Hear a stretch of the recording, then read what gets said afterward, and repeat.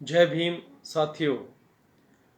आज आपने एक बार फिर देखा होगा कि नरेंद्र मोदी की सरकार को डर लगने लगा है। डर इसलिए लगने लगा है कि उसने फिर से एक बार जो 2004 में अटल बिहारी वाजपेयी की बीजेपी गवर्नमेंट ने जो न्यू पेंशन स्कीम लागू की थी उसको रोल बैक किया है। इस रोल बैक का कारण है आप लोग, दलित समाज के लोग, SC ST और OBC, क्योंकि अब बीजेपी का जो भांडा है वो फूटने वाला है। आने वाले 4 स्टेट के इलेक्शन को ध्यान में रखकर ये जो पेंशन की नई स्कीम है उसको लागू किया गया है। लेकिन इसमें पुरानी पेंशन थी जो, उसके कुछ प्रावधान तो लागू किए गए, लेकिन जो 10% की कटौती थी उसको ज्यों का त्यों रहने दिया। और अगर एक कर्मचारी जो 25 वर्ष तक अपने 10 साल की कटौती कराएगा, 10% के लिए 10% की कटौती कराएगा, तो उससे वो इतना पैसा तो सरकार को पहले ही दे चुका होगा जितनी उसको पेंशन मिलेगी। इसलिए केंद्रीय सरकार की कर्मचारियों ने इस पेंशन को नकार दिया है। उन्होंने इसको धोखा करार दिया है और ये है भी एक किस्म का धोखा ही है। इसलिए नरेंद्र मोदी की गवर्नमेंट जो पहले इतने हंकार में भरी हुई थी कि किसी की बात नहीं सुनती थी, 1.5 साल तक उन्होंने किसानों के ऊपर अत्याचार किए और 700 से ज्यादा किसान मारे गए। अब वो रोल बैक करने पर मजबूर हो रही है और ये आपकी ताकत है। 2004 में जब अटल बिहारी वाजपेयी की गवर्नमेंट ने जो पुरानी पेंशन थी, जो बाबा साहब भीमराव अंबेडकर ने कर्मचारियों को लेकर दी थी, उसको इन्होंने बदल दिया। क्यों बदल दिया? क्योंकि उसमें इनका अपना स्वार्थ था।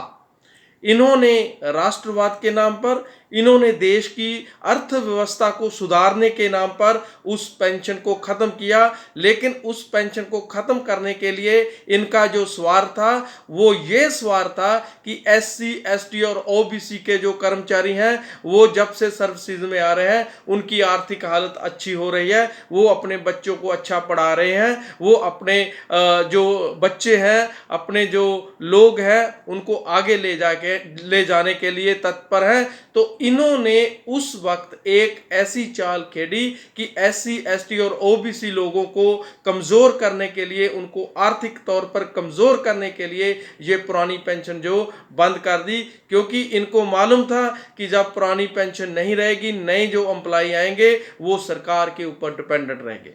उस वक्त के जो बीजेपी के समर्थक थे, जो RSS के समर्थक थे, जो अपर कास्ट से आते थे, वो लोग सड़कों पर निकल कर, चौकों पे निकल कर, अखबारों में निकल कर वो ये प्रचार कर रहे थे कि नई पेंशन स्कीम बहुत अच्छी है, इससे जो कर्मचारी हैं माला माल हो जाएंगे।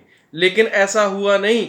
उनको ये मालूम नहीं था कि ये हमारे ऊपर भी लागू होगी। लेकिन जब उनके बच्चों को भी NPS के साथ कुछ नहीं मिलने लगा तो उनको एहसास हुआ कि उन्होंने भी अपने पैरों पर खुद कुल्हाड़ी मारी है। तो इसके लिए उन्होंने भी जोरदार आवाज उठानी शुरू कर दी कि जो जो नई पेंशन है उससे कर्मचारियों का नुकसान हो रहा है, उनके ऊपर बोझ बढ़ रहा है, उनकी जो डेथ हो रही है क्योंकि प्रेशर के कारण उनके हाथ में कुछ नहीं आ रहा।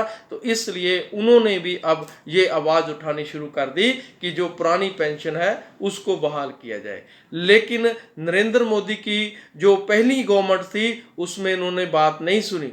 लेकिन अब की बार जब दलित लोगों ने, SC ST OBC लोगों ने नरेंद्र मोदी को 370 के बजाय 240 पे रोक लिया तो उसको डर लगने लगा है कि अगर इस बार आने वाले 4 स्टेट जो है उनमें इलेक्शन में मैंने जो एम्प्लॉइज को कुछ नहीं दिया तो वो मेरे को खत्म कर देंगे। और उसको डर लगने लगा है कि अगर ये इलेक्शन में हार गया तो मेरी फट्टी पोंछ दी जाएगी। हो सकता है अगर नरेंद्र मोदी इनमें से 3 इलेक्शन हार गया, 3 स्टेट के इलेक्शन हार गया, तो बीजेपी RS को मजबूर होकर नरेंद्र मोदी को बदलना पड़ेगा, या ये भी हो सकता है कि उनकी गवर्नमेंट जो गिर जाएगी।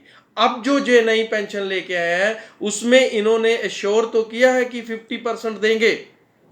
बेसिक का 50% प्लस डीए देंगे और जो फैमिली पेंशन है वो 60% देंगे, लेकिन उसमें जो 10% की कटौती है वो लगातार होती रहेगी, जिसके कारण अभी भी केंद्रीय कर्मचारी जो इस पेंशन को एक्सेप्ट नहीं कर रहे, उसका विरोध कर रहे हैं।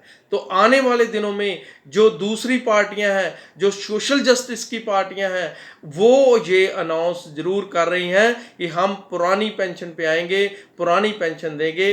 इसलिए बीजेपी को अभी एक और रोल बैक जो करना पड़ेगा। तो इसलिए जो पेंशन लागू की है, अब जो नरेंद्र मोदी की गवर्नमेंट कह रही थी एक संविधान एक इलेक्शन, अब ने उसने तीन जो पेंशन है उसको लागू कर दिया। इसका मतलब ये है कि अब नरेंद्र मोदी की वो पोजीशन नहीं रह गई जो पहले थी। आने वाले दिनों में ये गवर्नमेंट को लोग उखाड़ फेंकेंगे और फिर सोशल जस्टिस के ऊपर जो गवर्नमेंट बनेगी वो मैं मानता हूं कि मुलाजमों को, कर्मचारियों को जो पुरानी पेंशन है वो बहाल करेगी। और ऐसा ही स्टेट्स में भी होगा, और जो स्टेट्स की गवर्नमेंट है वो भी अपने एम्प्लॉइज को, अपने कर्मचारियों को पुरानी पेंशन देगी। ये मैं आशा रखता हूं।